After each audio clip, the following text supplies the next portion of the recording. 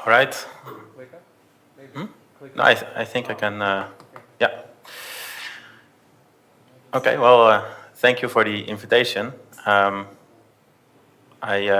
created something called Autocomplete, a neural network to help humans write neural networks.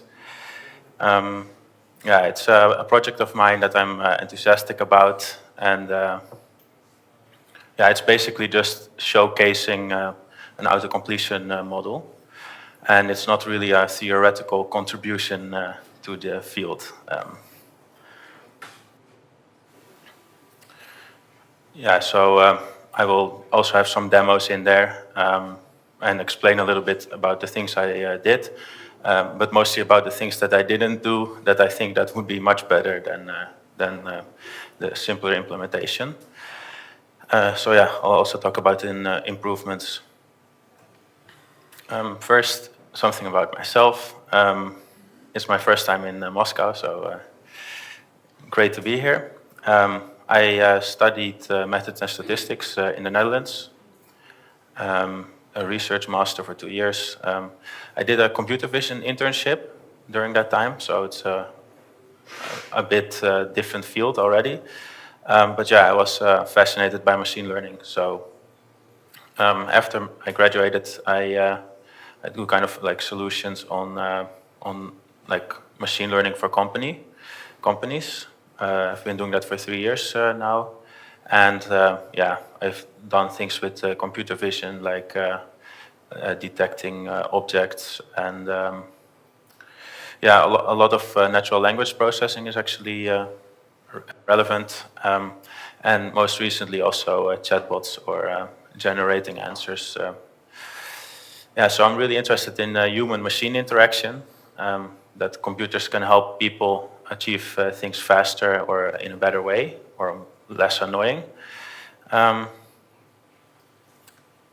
So I don't know how many people are familiar with the Gartner's hype cycle, but I'm pretty much involved with innovation projects, so like augmented reality, natural language question and answer, and yeah, a lot of these topics. So yeah, I'm also quite active on Getup, so I guess I'm really a target for sourced in that way. I've created a machine learning library which uses your Wi-Fi card to kind of predict where you are. So you can train it in one location, in another location, and then your computer will know where it is. I did a little like test on with laptops, like your webcam is looking at you, and when you move your eyes, I wanted to see the mouse move, maybe when you move your head. So yeah, that's one fun project. Another one is the automated machine learning. So if computers are indeed better in doing computation, why not just define an input and an output and then let the computer just decide on the algorithm, even if it takes 2 days, if it means a couple of less hours of developing, maybe that's a good trade-off. I also made Deep Care chatbot. I gave a presentation about this 2 weeks ago in Barcelona. And pretty much it's like these sequence models that can generate answers to customers. And the idea is that even if you change like a very small amount in a text, you get still a completely new, unique answer, which is very interesting, of course, rather than scripting things and really being able to get completely unique answers.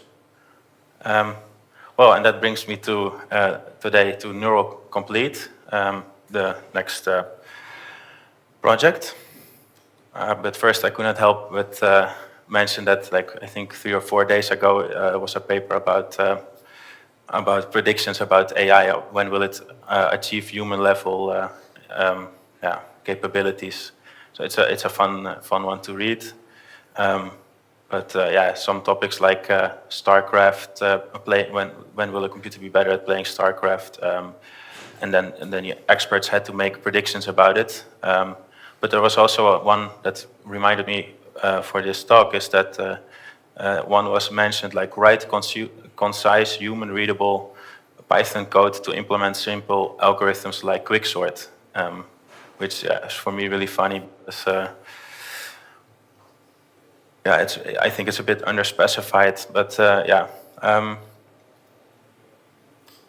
Yeah, so yeah, they asked a lot of experts. Anyway, it's fun to read. Well, even a bit more closer.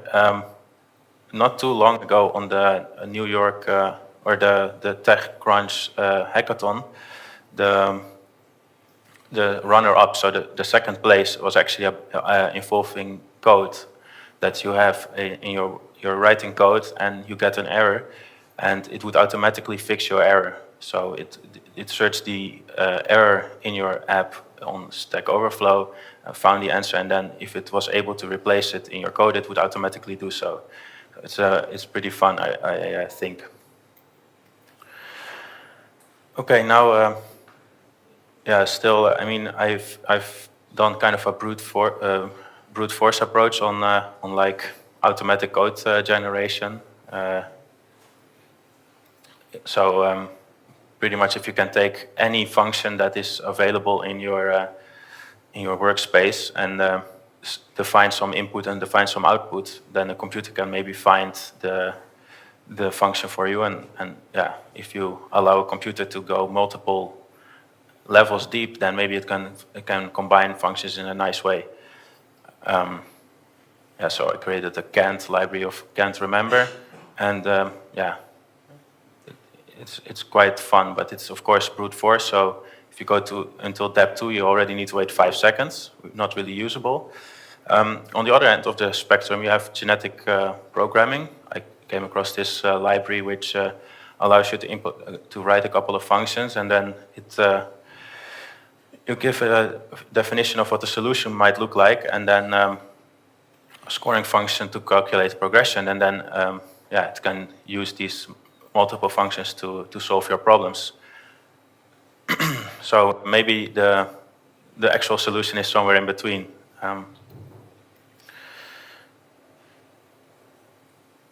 Yeah, so it is a bit of a simple. I just wanted to give you my one machine learning in one slide vision.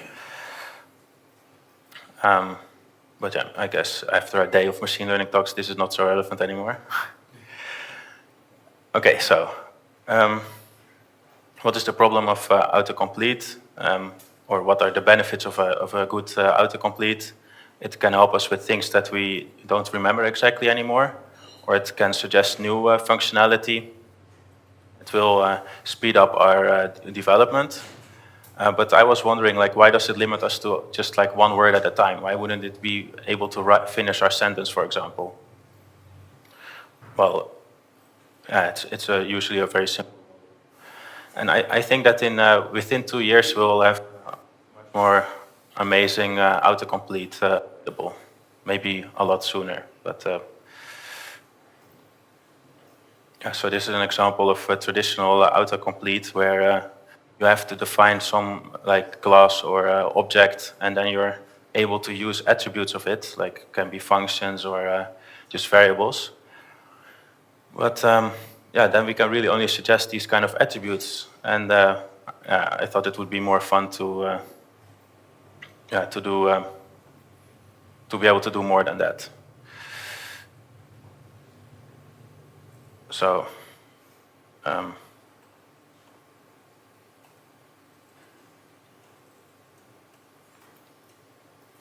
live demo time.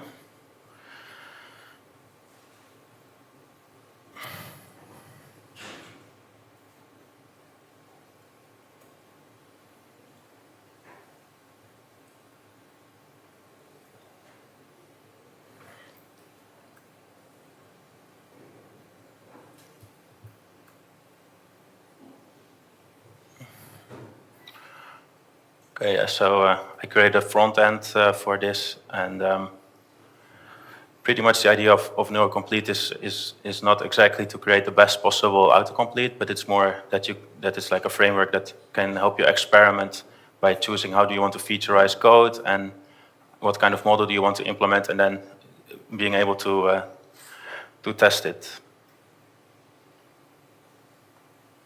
So So, I mean, it will obviously just suggest things, but yeah, the interesting thing about using a neural network is that it, and a sequence learning model is that it will use the context to make a suggestion more than just like the object that you're auto-completing on.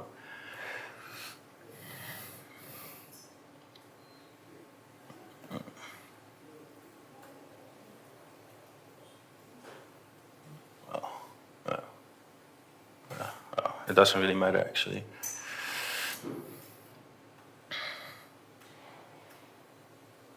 Yeah.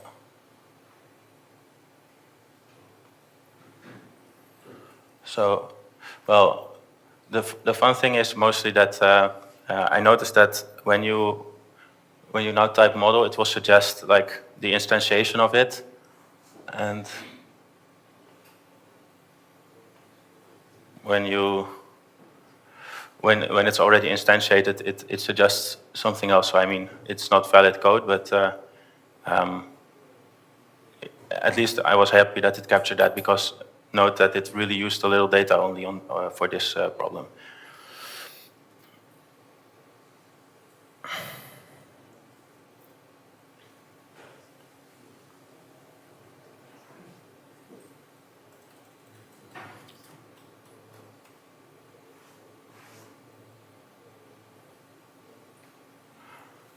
Yeah, so it's really trained on a really small data set. I think like 30 scripts of Keras LSTM in Python. But of course, as soon as better data sets become available, it will be actually much better to use it.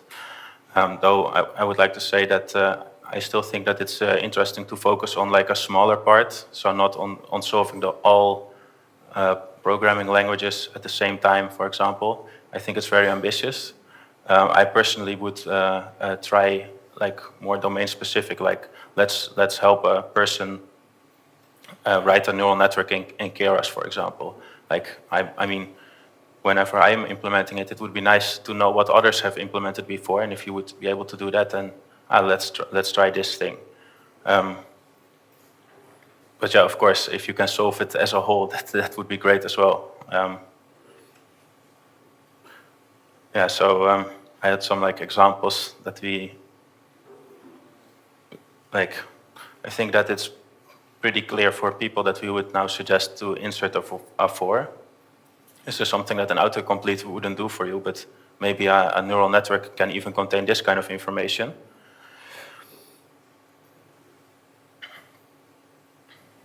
But when you're at this point, so the bar is actually where the cursor is now. It's most likely going to be a comma, right? So, but it could also be a closing bracket, so you don't know. But in that case, I guess we don't really need an autocomplete to do that for us, but still a fun problem.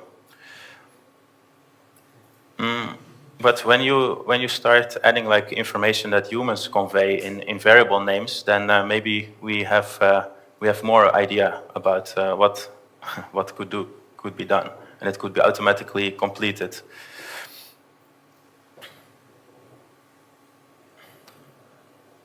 Yeah. So, but what I actually think is very important in this is how do we make features out of code? How can we make a good input for a neural network to learn? Because the model is only one thing, and while it's an important one, I think if we can very well featureize the code in a way, then it will be much easier. You don't need the most sophisticated model. So I actually implemented a simple character and a word-based one.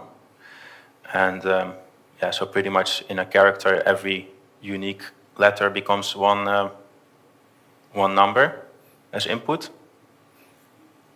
And with the word and token, you will see initially that there are fewer, but over a whole code base, you will need a lot more unique tokens. But yeah, I think that, as has been mentioned, the abstract syntax tree features are going to be much more interesting just as in natural language processing, it's also going to be, or it might be useful to use part of speech, tags. Any kind of information that can help you generalize will be very useful.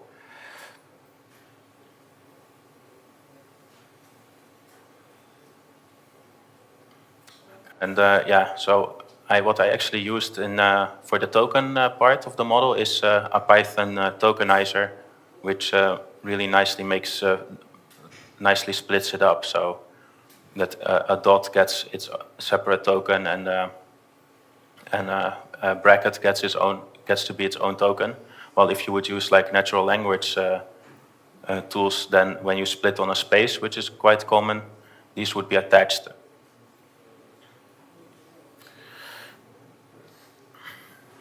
Yeah, so one of the main challenges I think is how do we featureize code? And yeah, the model that I used is actually not sequence to sequence, or I mean it uses sequence to sequence, but in the end to make one character prediction at a time.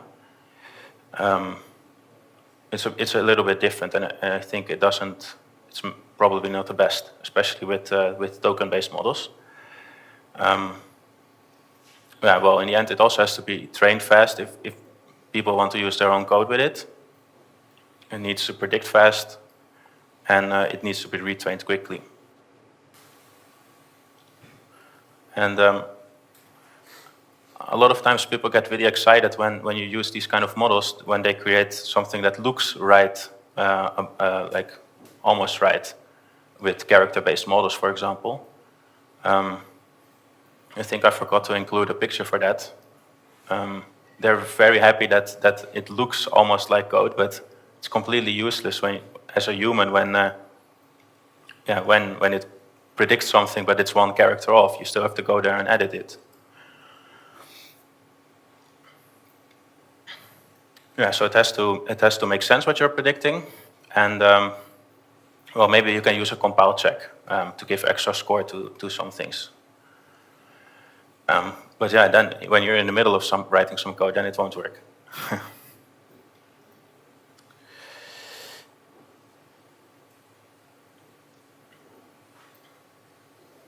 Yeah, so you can use these character-based models. I mean, I'm coming from like a natural language processing side, and there you use characters, you use tokens, but code has, I think, a lot more information that could be used. So yeah, the abstract syntax tree being one example. In my code, I use the unit at a time from the Keras text generation examples, but I also think that it would be interesting to just try sequence to sequence where you have an embedding layer in between. Yeah, so I had a kind of an explanation of the generative neural network model, so of the sec-to-sec model, which I did not use, but I would really advise someone to update the code.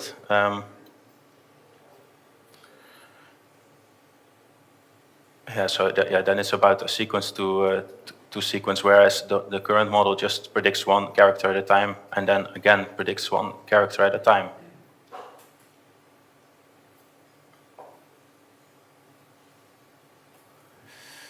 Yeah, what's interesting about this specific model is that Google is most likely also using this for their language translation. So.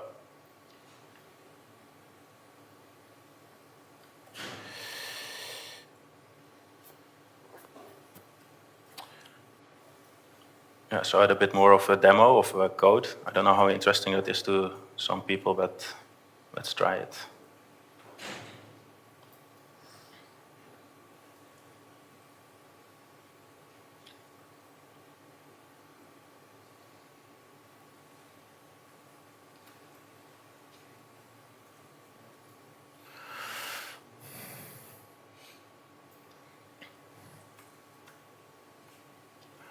Yeah, so like the project is divided into the backend and the front end, and yeah, I guess anyone can just plug it, replace their stuff, and play around with it.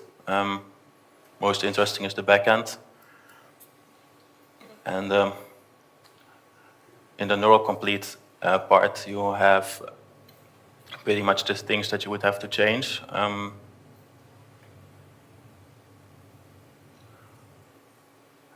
Yeah, I guess the most interesting is that I implemented this kind of the Python tokenizer, but if you have your own ideas how you want to make tokens out of code, then you can just replace that function and then it will just apply to your data. So it should really make it faster to experiment.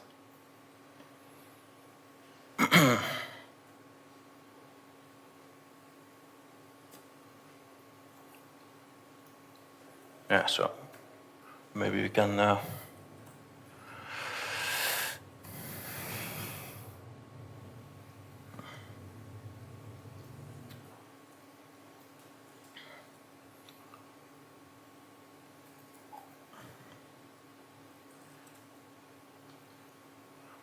and then you can give a name of a model, so a name of a model and like a type. And of course you should change this if you do anything substantially different, but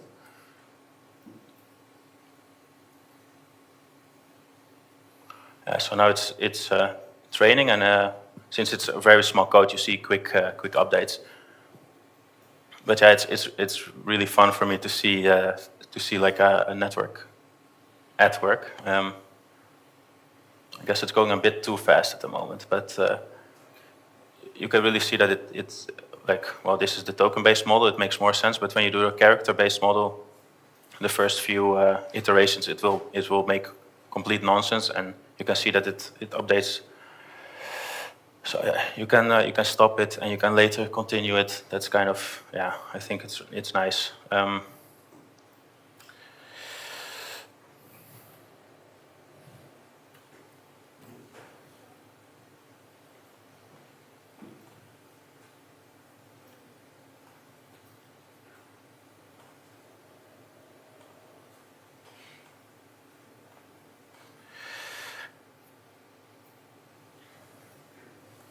Okay, another thing that I realized is that when I was trying to train a model on my own code, is that programmers will and should try to remove redundancy. So I shouldn't be writing the same code over and over again. So I cannot really learn from my own code, because if it would be code that I keep repeating all the time, then I might make a library out of it, and I never need to write the same code again. So yeah, I guess it makes a lot more sense to use like Getup and use the data there. But yeah, even on a bigger level, this will be the same. And I think that what will happen is if you look at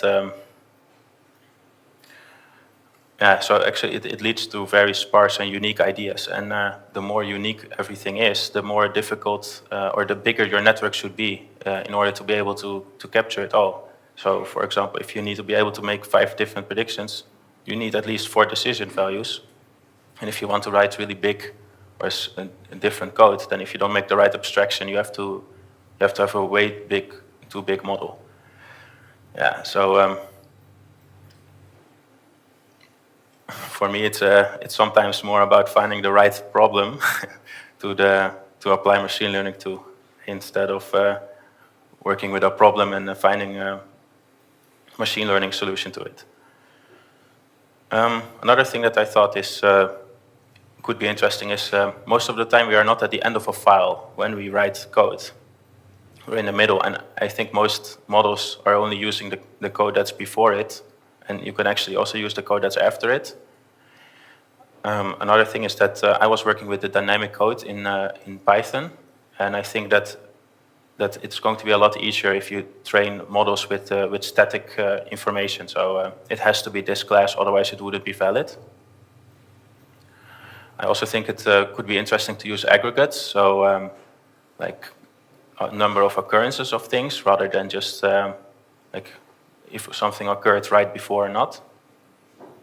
Maybe some kind of complexity in a code, or maybe, so I think there's going to be a lot of possibilities to find on code that are like kind of metadata that can really help. Yeah, so another thing that I thought is interesting is maybe something with constant values and with identifiers. There was already talk about that. Yeah, so also the identity resolution, I don't know if that's included in the identifiers, but when I import numpy as an NP or I import numpy, it's actually the same thing. So I think it's an important thing to resolve that. Yeah, obviously I only used like 30 repositories or something to train on. And the obvious thing is like we need a lot more data. And yeah, for sure Sourced can help with that. Another idea was maybe we can add the interaction from a linter. We should use sec2sec instead. And it's a good idea, I think, to optimize the network structure. So, yeah, I guess that was my talk.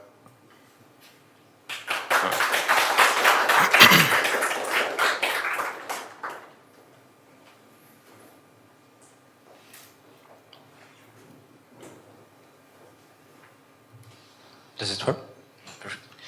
Thanks, Pascal, for your talk. My question is, have you tried to write source code which writes source code while you train on source code? So basically a neural quine or something. No, that's, I think that will be my next project. Yeah. Yeah. Thank you.